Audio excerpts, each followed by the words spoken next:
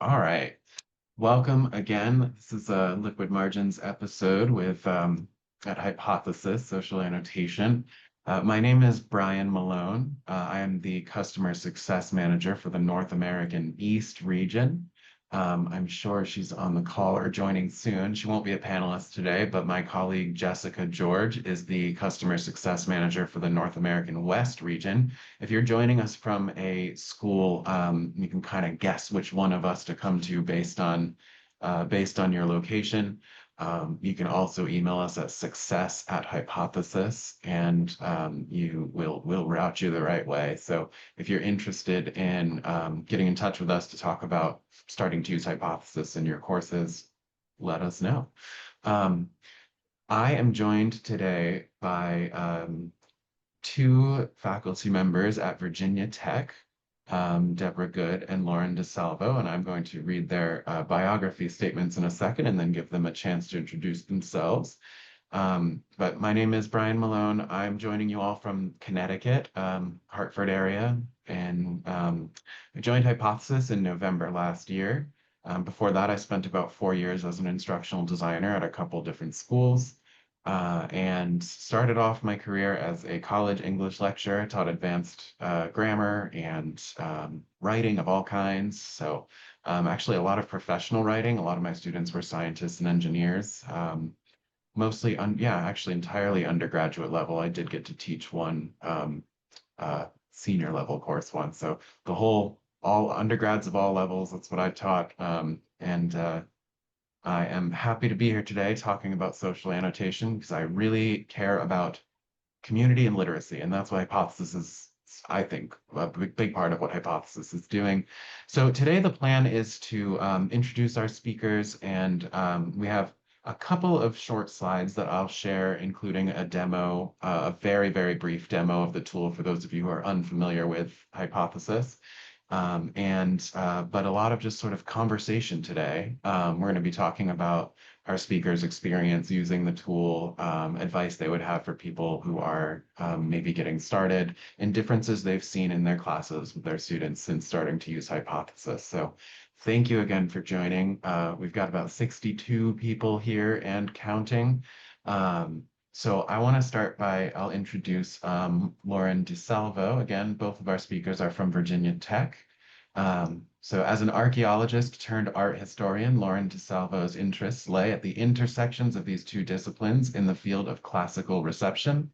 She has published and presented on topics of classical reception, including plaster casts used at World's Fairs in the 20th century, souvenirs associated with Rome and the Grand Tour, and portraiture of women in the long 18th century. And Deborah J. Good is an associate professor at Virginia Tech, Department of Human Nutrition, Foods, and Exercise, and has been teaching molecular biology, genetics, and nutrition courses for over 20 years. Her research focuses on the genetics and molecular pathways in body weight and fertility regulation. She's also CEO and founder of Good Family Foods Group, bringing nutraceutical weight loss bars to a store near you in the near future. Thank you both so much for joining us.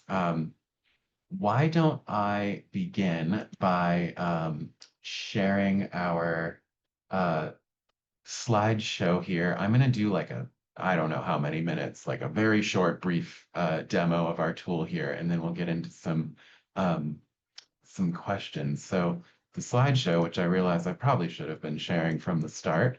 Um, let's see here. Got our yes. Are we all seeing the yes? We are. Okay. Um, so thank you. This is Beyond the Syllabus, Real World Engagement with Social Annotation at Virginia Tech. If you have questions throughout today's session, you can drop those in the Q&A section in the bottom navigation bar. I'll try to answer some as we go through, and there should be time at the end for Q&A with our faculty panelists as well. And we also have closed captions available as well at the bottom in your Zoom bar. I should make sure that they're on. Yeah. Well, I turned them on for myself and they're working. So, okay. We did our introductions, and let me turn over to a really brief demo of our tool here. Please ignore one thing to note, since I didn't already pull up a reading, is we work across pretty much all the major LMSs, so it's very likely that we work with you. The tool operates slightly differently depending on the LMS on the assignment creation and the evaluation side. So with that said, I'm just going to show you the sort of basic functionality that is the same across LMSs here. And this is not even the right course. So let's switch over to our demo environment.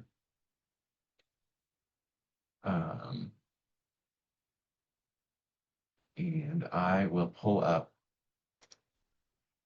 this example here. Actually, I'll do this one.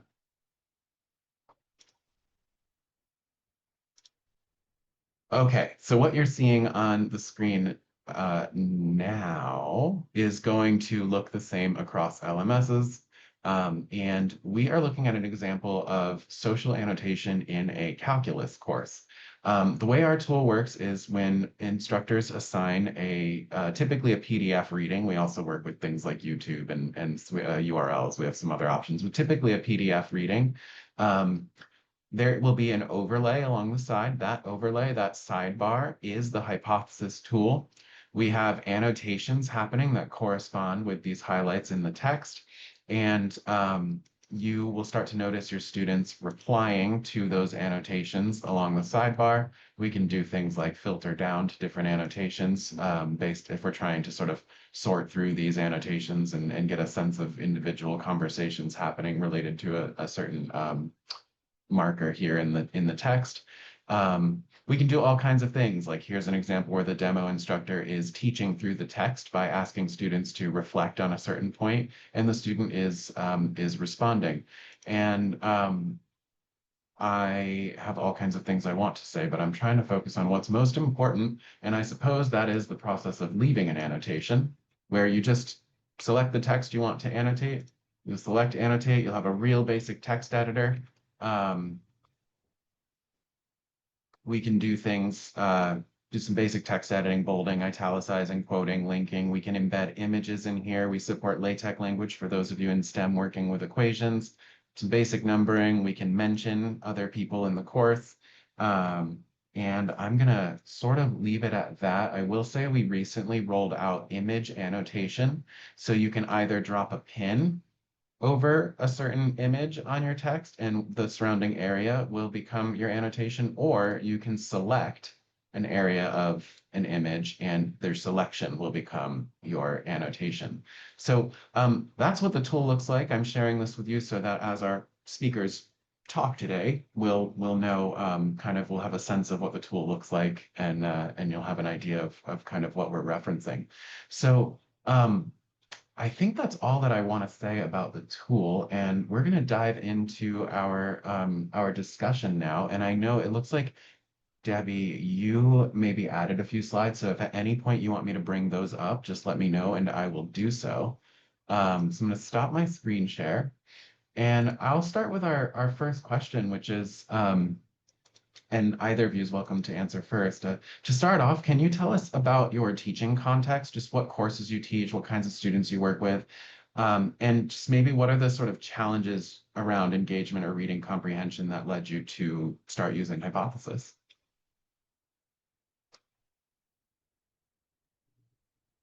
I can go. So I teach courses that range from 1000 level to graduate coursework, and I've used Hypothesis in all of those classes. As to what got me to use Hypothesis in the first place, I actually started using Hypothesis at another university. I had students that were coming to college with a range of different levels of preparation for doing academic reading. And I asked a friend, hey, what do you do to get students to actually engage in academic reading? And she suggested Hypothesis to me, and I haven't looked back. So it's been a really wonderful tool for getting students to engage beyond just sort of surface level with more academic readings.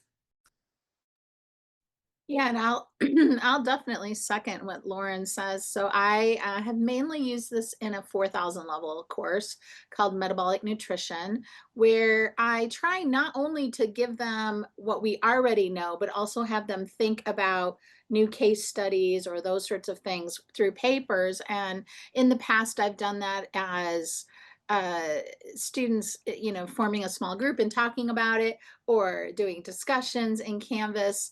And there tends to be a focus on the abstract more than the data. I'm so excited for the new ability to annotate data, or the pictures in there. I am just like beyond excited to be able to use that. But even with what we currently have, which is the ability to annotate text, I can give the students a prompt and I see the entire paper being lit up with their comments. And I usually have them do a reply to another student as well. I've recently had them embedding links and embedding pictures in their comments. And so again, so much more valuable for them to really start discussing a paper. And I actually say, you can't use the abstract. That's it. But I can actually dictate where they're going to be looking in that paper. It's an amazing tool. Definitely a fan.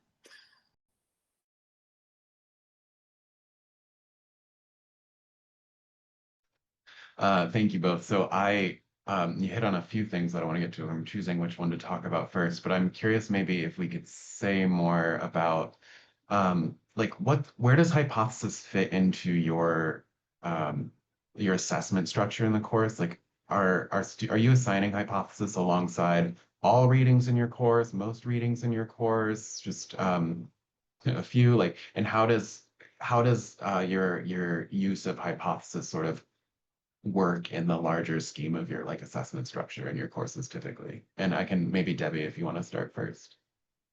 Okay, so yeah, it's an assignment, just like my discussions used to be. I'm teaching this summer, so in this current course, it's 20 points, 10 points for the initial post and 10 for the reply.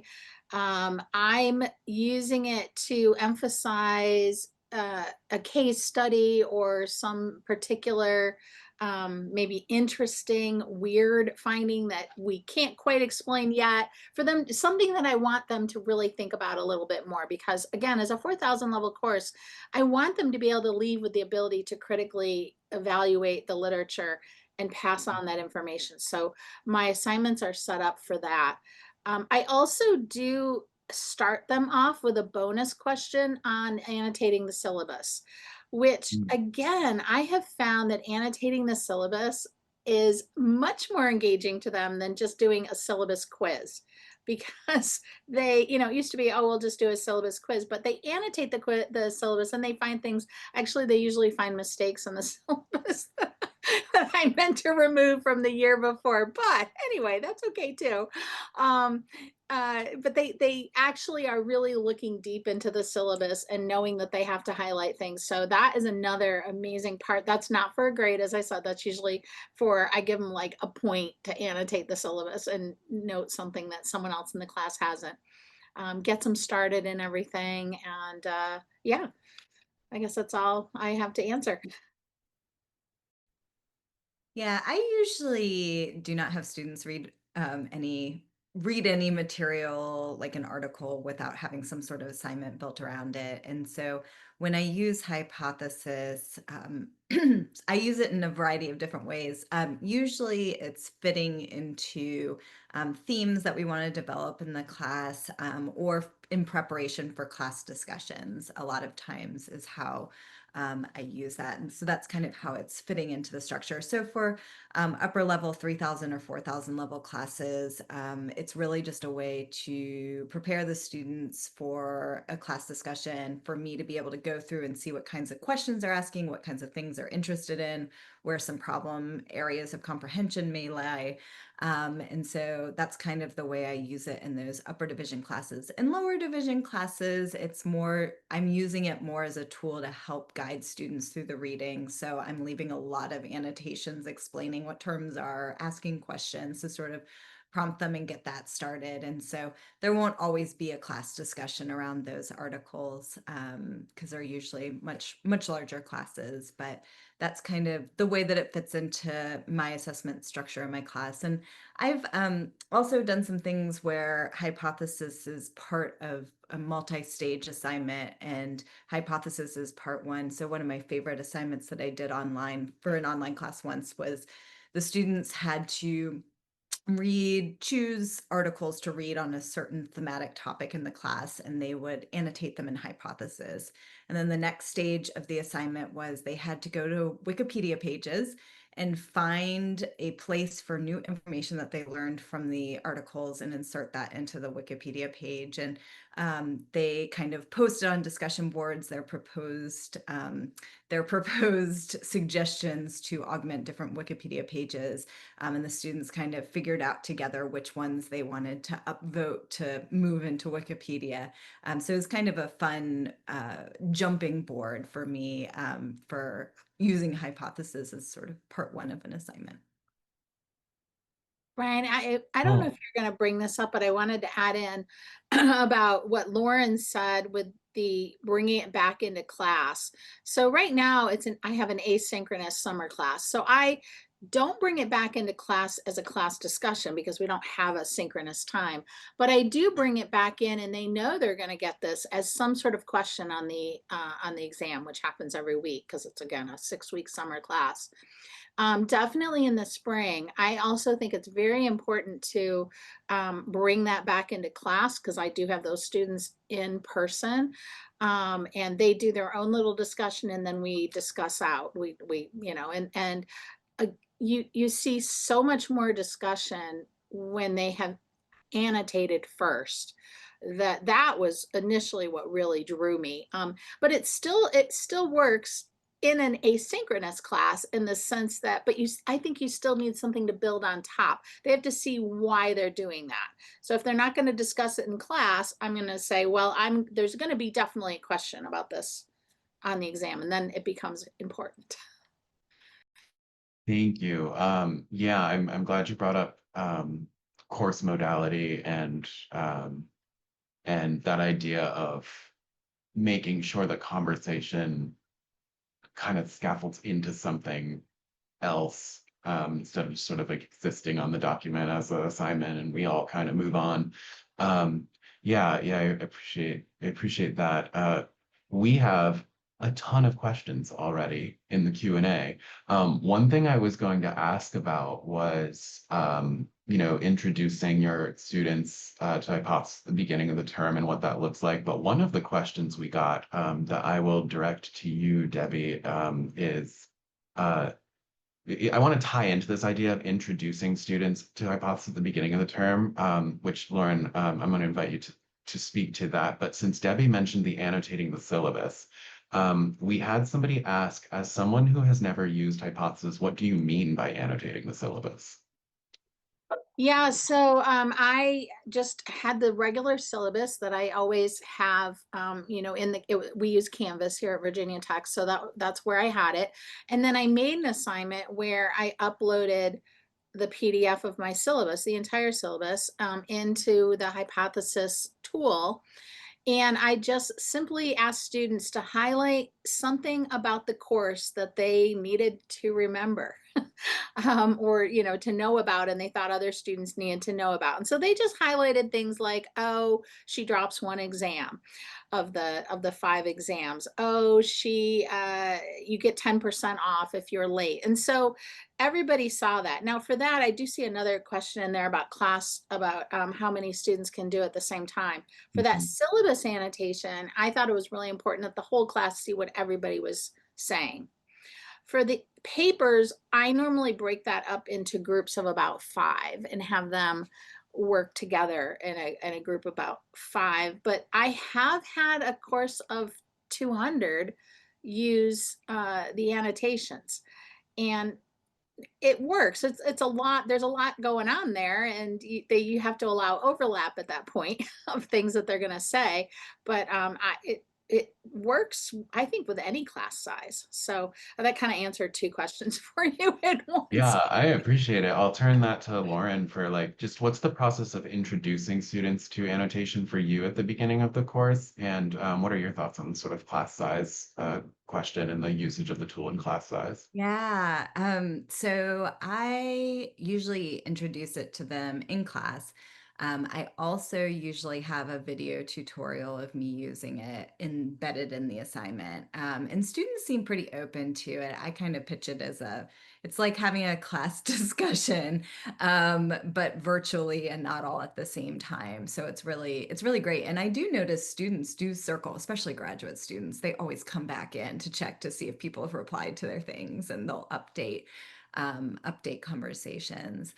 Um, it is a little bit harder with, increasing amounts of students. I mean, obviously, there's a couple of things you can do to mitigate that. You can break, I forget exactly the right terminology for this, but I know in our learning management system, we can put students into groups responding. So if you have a class of 50, but you only want 20, on this one article, you can do that. Another thing that I've done is I often give students a choice of which articles they can annotate. So I might say you have to annotate one out of these three articles. And I usually find for a large class, it kind of works out okay, and they sort of subdivide off. I have had students in small classes of 20 people wish that, say something like, oh, everybody already said everything I had to say already. So that does come up occasionally, even in small classes. So you can't please everybody. That's great. Yeah, that's interesting. And the ability to like toggle between like, like you were saying, Debbie, syllabus makes sense for the whole class to do, and then other assignments make sense to break people up. And I think we have some more questions on this front. So I'm kind of jumping around. I'm not going to go sequentially in the Q&A, but I'm going to try to get to everything. The first is we have a question about hypothesis and how it deals with PDF accessibility. For that one, I'm going to invite my colleagues behind the scenes to maybe share with everybody. We have some resources online about how we interact with screen readers and other aspects of our approach to accessibility. I'm going to invite my colleagues behind the scenes to maybe share out some of those resources to answer that question. And then I see that there's somebody with a hand raised, so I'm gonna remind everybody, if you do have a question, please feel free to put that in the Q&A. We'll get to those in the Q&A. And so thank you. So next up, let's see. Um, okay, I feel like these are all touching on different things. I have a couple questions in here about does hypothesis need to be integrated into the institution's LMS? Is there a way to do a trial? So the answer, and then I had somebody else ask, how can I use hypothesis if it's not integrated into my university's LMS? So again, I'm going to invite my colleagues working behind the scenes here to let those folks know how they can get in touch with our team to learn more about getting hypothesis at their universities. So I appreciate that to my colleagues. And then let's see here. I can go back to the top here for this. So there was a question in the chat. How do you manage the time commitment this tool would take, like following the posts and redirecting posters? For instance, you mentioned students using the abstract, which required you to redirect their textual focus, and the person added in, all that engagement takes time, especially if you have 100 students across or within courses. So I guess this is sort of a time commitment, time management. And maybe Lauren, I will direct this question about just like time commitment and how you manage the time commitment of hypothesis courses to you first. And then Debbie, if you want to follow up and say more about, you were the one I think who mentioned the abstract and redirecting students from there. So if we want to start with Lauren, do you want me to read back that question again? Oh, I think I'm good. Okay. I think that's a great question. And I will say one of the things, it's a problem, but also not a problem. I find myself getting really sucked into the comments, which shows you, I mean, just how wonderful it is. I'm really interested in what they're saying. They're having wonderful conversations.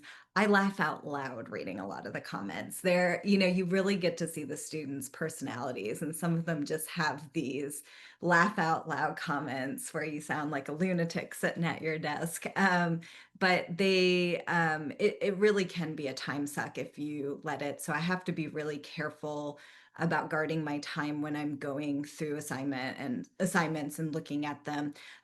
There is, at least in our learning management system, a feature where you can have hypothesis auto grade by the number of comments that students leave. I like to go in and leave personal comments, respond to questions. I try not to read every single thing that they write, but I try to skim through and pick a couple that are really interesting to respond to. And so that's kind of how I do it. I think if you're dealing with a really large class, you're going to have to rely on that sort of auto grade tool a little bit more. But I think it's nice to go in there and just leave a comment or two every once in a while, or read through them before you go to class and bring in people's comments in class so the students know that you're engaging and answering questions and things like that also. Yeah, thanks for that. And Debbie, if you want to talk more I about the mean, abstract or anything Lauren said. yeah, I'm gonna completely agree with, again, what Lauren said here. I do the same thing. I read through, I skim, and I'm looking for specific things in the rubric. I do see a couple questions about how you do the rubric for this. In Canvas, which is our LMS, I can immediately grade in the range of the rubric that I have, so that's pretty easy. And I also will respond back to a couple. So I don't get as many laugh out loud ones, but I wish I did. But I just see a really nice, I guess, again, for an online class, I'm really liking it. This is the first time I've used it in my online summer class because I feel like the students are getting to know each other better. They're talking to each other on a first name basis, and they always have to respond. So I have them make a post, and then they have to respond to another post from one of their people in the group, and they have the same group throughout the summer. And it's actually really fun to see them responding to each other, and sometimes telling stories that relate to the case study, or it's a micronutrient class, so they're talking about how much vitamin C they might get and how much that patient needed, and then gee, I'm wondering now if I have enough vitamin C. I mean, people are actually talking like that. And I think it is important that they're not just left there to discuss using the tool on their own, but that the professor or the graduate student TA gets in there and does make some questions so they feel like they're being heard. I think that's actually just a good pedagogical point, essentially. So I'll echo what Lauren said in doing that. I think it's really important, but not onerous to grade. It actually is more enjoyable to grade than an exam, for sure. I just want to jump on one thing that Deborah said. I love it. You see so many personal anecdotes from students and them responding in a very personal way to things that articles are saying, which is just a really wonderful thing to see. And another thing that I notice happening all the time is students will say, "Oh, well, in my psychology class, we learned X, Y, Z," and so they're bringing outside knowledge in all the time, also, which is just great because you get to see what they're learning in other classes and they're making those connections, which is just really gratifying to see. Yeah, that's great. I like I'm gonna to build in on one more thing too on Oh, yeah, there. go ahead. Go ahead. Yeah. Sorry, since it is a discussion, is the fact that they are actually talking to each other. So I just will re-emphasize that because they're bringing in things from other classes, they're bringing in personal things. I know there are a lot of you out there who teach classes and you try to do a discussion in class and you have like two people, if you're lucky, actually volunteer anything. And yes, it's required that they do the assignment and hypothesis, and they know that to get grades, but it stimulates a really nice discussion. And something else Lauren said, which I'll bring back, is picking a couple of those comments and then bringing those back into the class also helps them, especially those who are in that group, they are, oh yeah, yeah, yeah, da, da, da, da, da, and they'll actually feel more free in discussing within the class. I feel like that's probably one of the best things, is that the tool gives them that agency essentially to make the initial comments, see that they're on the right track. They can see from the other students are on the right track. And then when you do bring it up in class, they're not as shy about saying something. Um, Debbie, I am wondering if I'm getting enough vitamin C, so I will follow up with you on that later. Uh, and there was so much there. I feel like if I start to respond, I'm gonna think, yeah, good. Um, so I'm trying to link these, you all had a peek at the questions beforehand, and eventually I'm going to get into like student experience and outcomes, but I feel like you just addressed quite a bit of that, where you are in fact seeing students build relationships with one another, and the discussion is like deeper and all of these things. So that's really great. And I want to turn back to our Q&A here because um, you know what? Oh, there was a question here that I wanted to direct to Lauren, because this sounds like a sort of technical feature question of hypothesis, but I think it gets to something more interesting. So there's a question here that says, is there a way to assign readings to specific groups or different readings for different groups? And I, if I'm understanding the question from a technical standpoint correctly, it's you sort of have to assign the same reading to all of the different groups because it's kind of one reading per assignment. So the same reading goes to all the different groups. But Lauren, you did mention earlier that you sometimes will give students a choice in which reading they pick, or could you say a little bit more about how you set up that option of like that ability for students to choose within your course? Yeah, it's all managing and leveraging your LMS. So I know in Canvas, what I'll usually do is I'll set it up as a group in Canvas. And so maybe the theme is something about gender and, with the ancient Maya. And it'll be, gender and the Maya hypothesis annotation as the group. And it'll allow, you can set up the group assignment setting so it automatically drops one assignment. So if there's two hypothesis assignments that they choose from, I just give them a 0 for whatever one they didn't do, and then Canvas automatically drops it. So that's kind of how I do that, is I leverage whatever system your LMS has to let students pick and choose which assignments to do, which I think is getting at your question, Brian. Yeah, that's great. Debbie, did you have Yeah, I something? want to Yeah. ask. Actually, I was curious about how Lauren did that as well, and I think I'm seeing it now, but just I want to clarify. So, do you have students then assign themselves to the group of the paper that they want to read or the topic that they want to discuss? No, they just choose which one, and whichever one Okay, they okay. don't But I do. was thinking you could actually have 3 papers in an assignment, and then they have a link that says assign yourself to Smith et al., Jones et al., or Good et al. And they could pick the group they want to be in, and then it would automatically be part of the same annotation feature, which I like that too.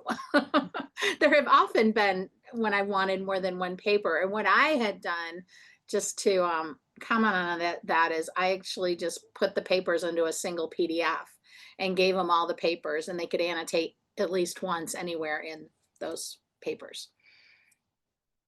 So Yeah, I guess a third option.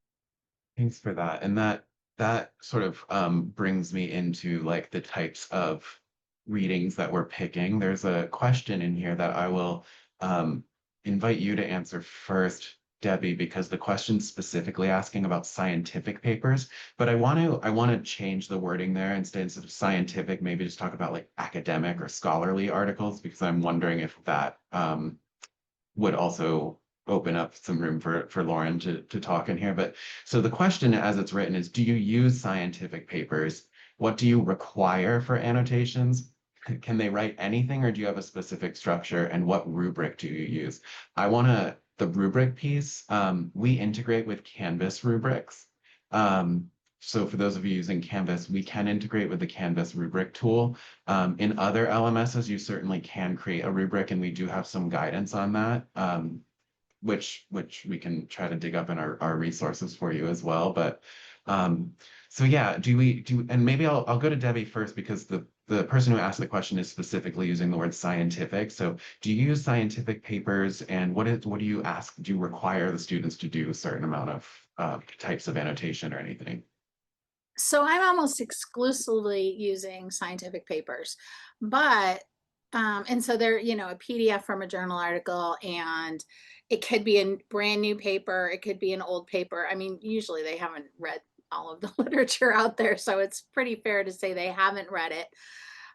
For my annotation directions, I usually say pick a result. I'm usually wanting them to really look at the results in this paper. And that's why I'm so excited about the ability to put the actual results on there. They're usually picking the text of the results, but now they could actually pick the actual data point in the results, which is so cool. But I say pick a result and describe the finding, and then relate that back to something from the lecture material. And then in the response, I say respond to one of your fellow, fellows in the group, and comment on the result they highlighted, and then find another paper in the literature and bring that in that relates to that finding, and talk about it. So it's not necessarily just like they really can't just sort of highlight something and write something silly. They really do have to think about what they're writing, even in the response. And if they don't, if I go to my rubric, there's it's a 10-point rubric for the initial and for the response, and I divide it into 5 sections. I mean, if someone just wrote, "Wow, that's interesting," they would probably get a 1, even though 2 would have been my lowest score. I wouldn't give them a 0, but I'd probably give them a 1. And on Canvas rubrics, you can do that. You don't have to give the actual score. So there's a range. If they respond, but they don't give another paper, they didn't find another paper, then I would usually give an 8, that they had a nice response, but I also want to see you look in the literature for something related. And they can look in the literature. I should clarify here. They could find an actual PubMed type paper. They could find a government document, like the Office of Dietary Supplements pages, or those sorts of things that might be relevant. There are some places that I've told them they can also look. They could find a magazine article and also try to critique it and its findings. And so all of those things, I find they could even find an image, and I have had people do images and critique that. So just so they're bringing something else into the conversation, that's what I'm looking for. And that becomes fun because I sometimes find other papers that I want to read too. So yeah. And I think I do have a picture of that on one of my slides that I put in, but I don't know that it's necessary. Actually, isn't the second one I have? But it's okay. Well, yeah, remind me, I've you do actually have an example assignment and rubric. You want me to Mhm. pull that up real quick here? If the person who asked it, yeah, I guess. Yeah, sure. Let's Yeah. let's So, do it. yeah, this actually is one where it was an article in Forbes magazine, and I wanted them to comment on whether they agreed with his list, and then reply to the peer. And you can actually see here that I'm identified a section or a figure. I don't know if you can't see the whole rubric, but anyway, they know that they have to do a paper and they have to make a reply. That is, I guess this one I picked because it was very succinct.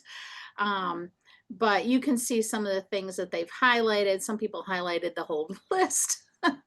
And they not only talked about vitamin D, but they talked about all of the other different things, and they brought back articles into their discussion. This was from the spring class, I think. Because so they actually had less points. They only had 1 point for that article because they had a couple of articles every week versus the summer where they had 20 points of articles. once a week. Awesome. Yeah, thank you. I'm glad you added those slides in there and that it came up. Yeah. Um, Lauren, do you want to speak to whether you're using academic or scholarly papers or just generally what sorts of files you're picking and the requirements you place for those? Yeah, I usually find that this is really effective with academic articles. I think I mentioned earlier, I try to use Hypothesis as a platform to help guide my students through more complex argumentation. And it was really great to hear what Deborah was saying about what she's looking for in assessment, because it's really great to get new ideas of sort of possibilities. And I like that idea quite a bit about finding another academic article. Um, I take an approach where I want to see a variety of different engagement of posts for my students. So I want to see them asking their own questions, making comments and observations, and then also answering questions that I've asked, or answering questions, or asking questions on somebody else's post. So, and I always tell them, I need to see it, your engagement throughout the entire article, like the beginning, middle, and end of the article.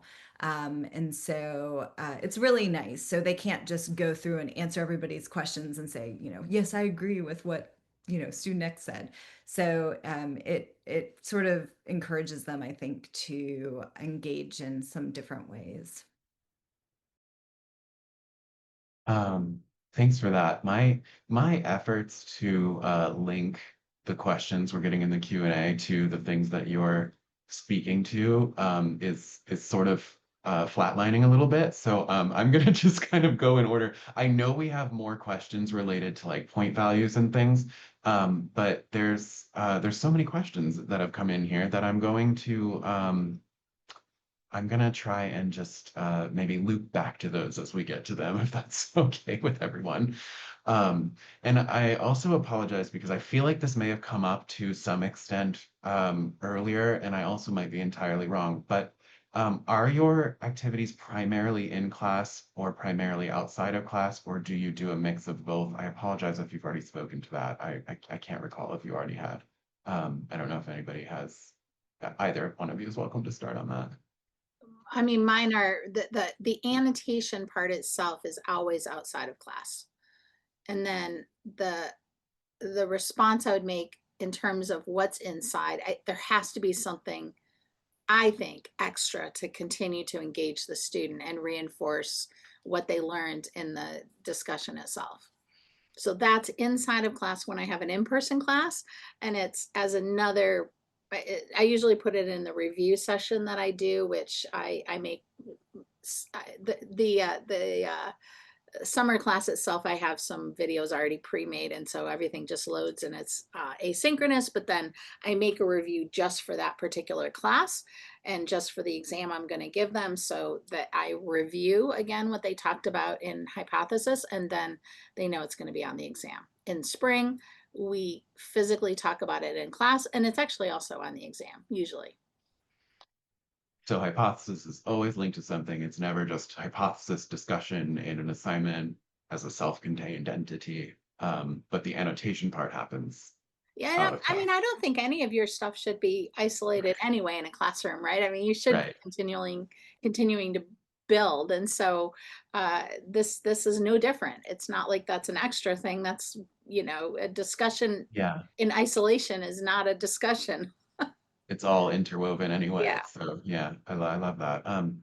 And Lauren, what about you? Do you all kind of same approach as Debbie, or is there something different on your end? Yeah, so I actually have a question for you, Brian. So all of my annotation assignments have been done outside of class. There was one time a number of years ago that I tried to do hypothesis in class. And at that point, and I believe even as of a couple years ago when I was teaching an online class, this was also still true, but I do wonder if it's changed. There's just no way to do hypothesis on your phone through the Canvas app. And maybe things have changed the last couple of years, but I remember my last online class that I had hypothesis in, I had to tell them, make sure to use it on your computer. It won't work on a cell phone. So I usually have the actual annotations happen outside of class for that reason. And when I tried to do it in class, it was something very, very short. We do have, and maybe this is something I can invite my colleagues to find, we do have resources on usability of hypothesis on mobile devices. But I will say, so I can't speak to the usability offhand here, but I will say that we do, if you choose to do a space synchronous activity where everybody's together in class and doing a hypothesis annotation, we do have a feature that after the assignment is launched, there's this little like, it looks like a download, like a little red arrow that's pointing downward that shows up that will let users know that there are new annotations since they last launched the assignment, and they can select that to repopulate all of the new annotations. So that's not get to your question about which device the student is using, but I did want to throw that in there as just a sort of like, if anybody out there is thinking about using hypothesis synchronously, we have that feature in there to help facilitate that. It sounds like we are primarily a annotation out of class, but then bring that into the discussion crew here on this call. So thanks for that. I'm gonna mark that one as done.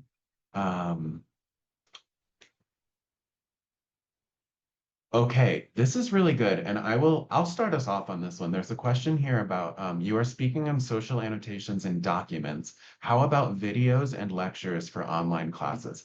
I'll get us started on this one, and then I'll turn it over to I don't know. I think Debbie's mentioned some videos, and I know Lauren, you might be. I don't know if you're using. Well, now the image annotations out there, you'll probably start to use a lot of like art pieces and things like that. But so we do primarily work with PDF documents. However, we work with YouTube videos as long as those YouTube videos have an accurate transcript. And as far as lecture annotation, that is something we recommend. It is on our product timeline to integrate with some more like video hosts and things like that.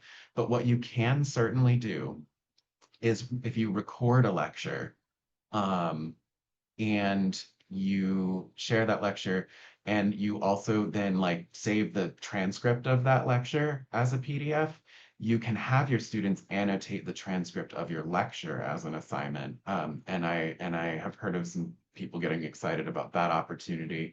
So having students annotate the transcript of your lecture after you've posted an online lecture, that is one way to get into lecture annotation.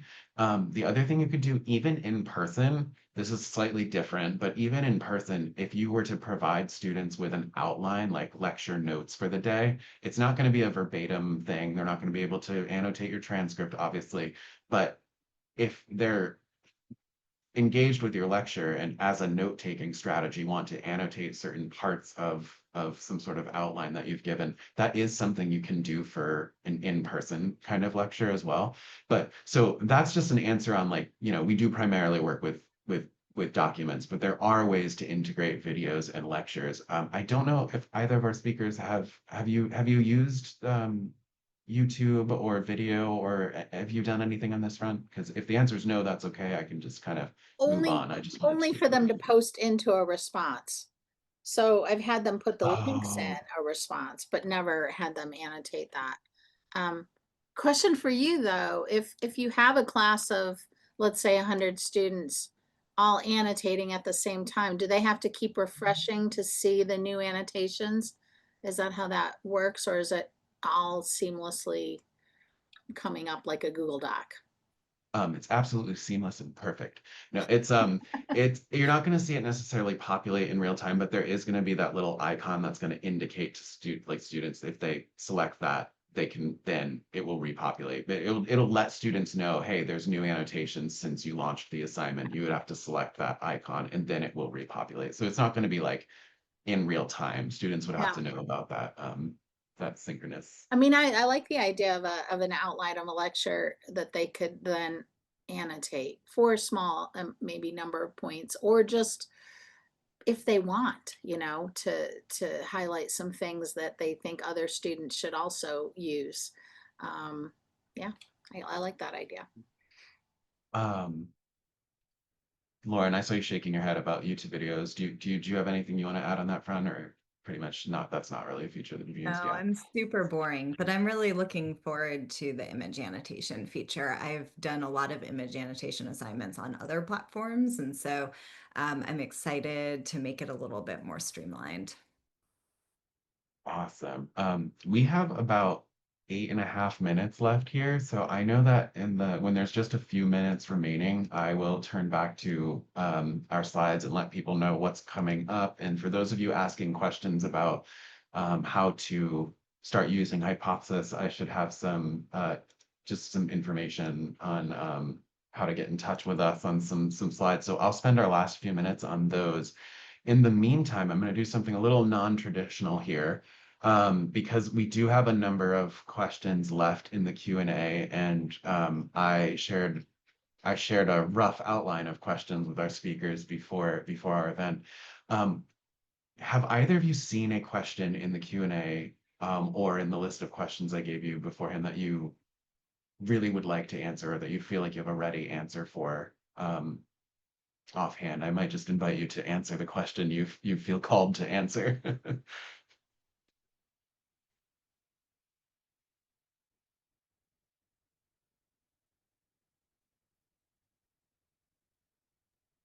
I think I saw a couple of questions asking about, how can you tell if the students are reading or et cetera, et cetera, et cetera. I think and this might work differently for different learning management systems, but I kind of doubt it.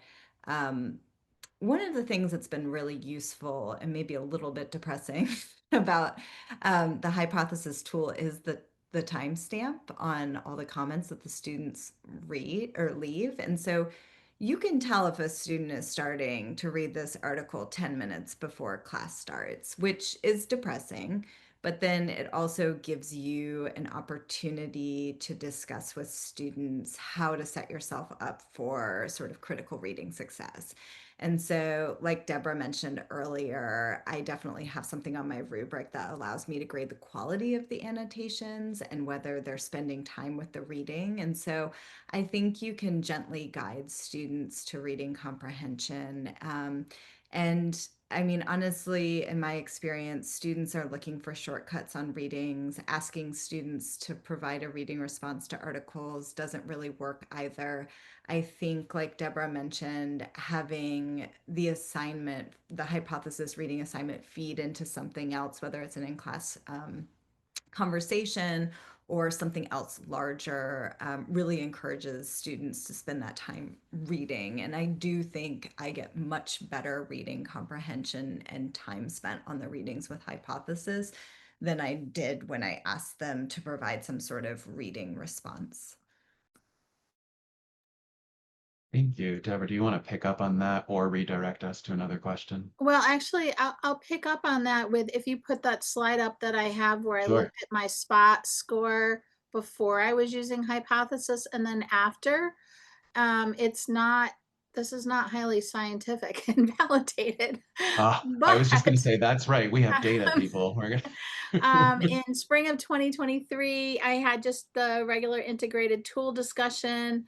Summer of 2024, Canvas discussion. I now have summer 2025, the hypothesis, but here's spring 2025 hypothesis. And these are two areas of our spot scores in at Virginia Tech. I use Virginia Tech colors here, and use evidence to support an argument. It goes up, and it was like kind of mediocre here. Really, it's going up, so that's a good way. And apply principles to new situations went up. So it's not, I don't know if it's significant. I just really am posting here the average score, but it did give me some hope because I think that that's what we're looking for, is for students to be able to understand how to use evidence to support an argument and apply principles to new situations. And to me, it looks like hypothesis is helping me there. So. Thanks for that. I think we have time for one more Oh, question. And Scott, is student perception of teaching.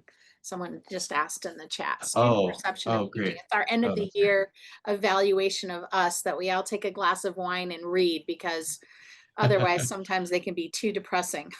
But this one was a good one. Thank you. I'm so glad that you added these slides in and that they've come up. I think we have time for maybe one more question, and then I'm going to turn things over to just our final couple of slides here.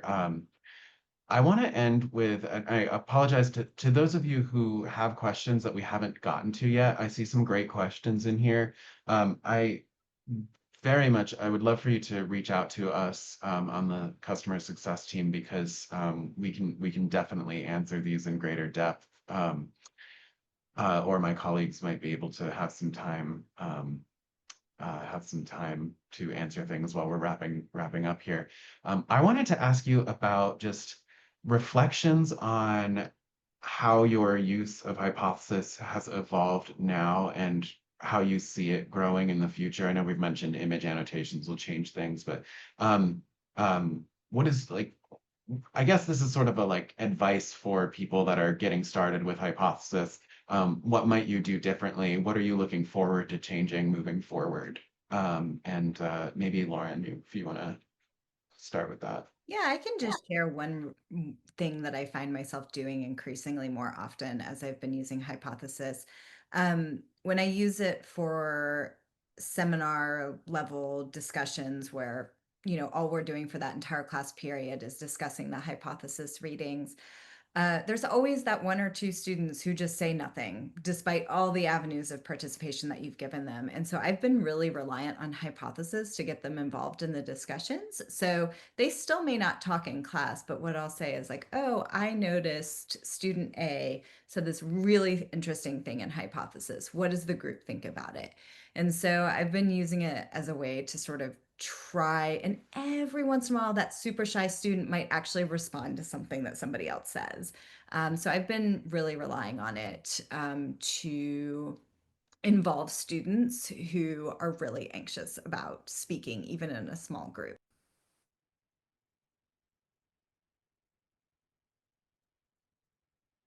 Yeah. And I'm sitting here thinking, I don't know what I'm going to respond to that.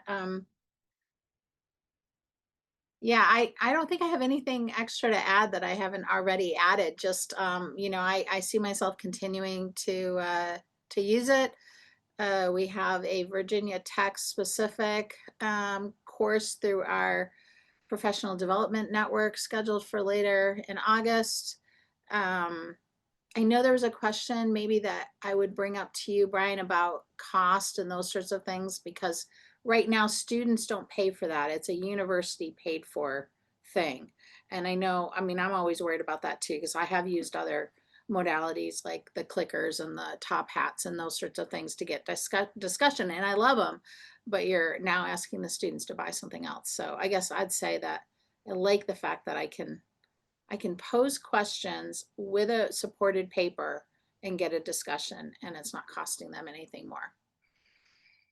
Yeah, absolutely. Our typical contract works at typical contract. There's other options out there. It typically works at the university level. There's usually a university agreement, just like Deborah's describing, where as long as there's an agreement in place, there's a certain amount of usage that is free from the student's perspective. So that's a perfect segue into our last few slides here, because we do have some upcoming events that I would invite everybody to join. We've got our partner workshops. These are open to anybody whose school already has an agreement with Hypothesis. Introducing image annotation. I'll be delivering that one, going into greater depth on image annotation. We've got a session on just activating annotation in your LMS. It's kind of our getting started one. We have annotation at scale, supporting student reading and feedback in large classes, which we touched on a little bit in this conversation. I'll be redoing Hypothesis new features later in August. And then we have an Annotate Your Syllabus activity later on in the month as well. For those of you out there who have been asking about Hypothesis, getting Hypothesis at your institutions, we do have a variety of packages available, and I would invite you to contact education at Hypothesis or sales at Hypothesis. Note in all these email addresses, there's this dot between the S and the IS at the end. Similarly, for those of you that have asked these excellent questions that we have not been able to answer, if you want to have more conversation about these, please contact success@hypothesis. That will come to me and to my colleague Jess, and we'll be able to answer your questions about teaching and learning with this tool in greater detail. So please go ahead and reach out to sales@Hypothesis or education@Hypothesis for questions about getting that started at your university. I just want to thank our guest speakers, Deborah and Lauren. Thank you so much for joining and sharing your insights today. It's been really fun having you. We have so many more questions that I wanted to ask and that we have in the chat that I feel like I could talk all day, but I won't because I'm going to be contacting Debbie to check on my vitamin C intake, and that feels important. So with that, I'm just going to say thank you both again so much. Thank you everybody for joining. That's all from us today.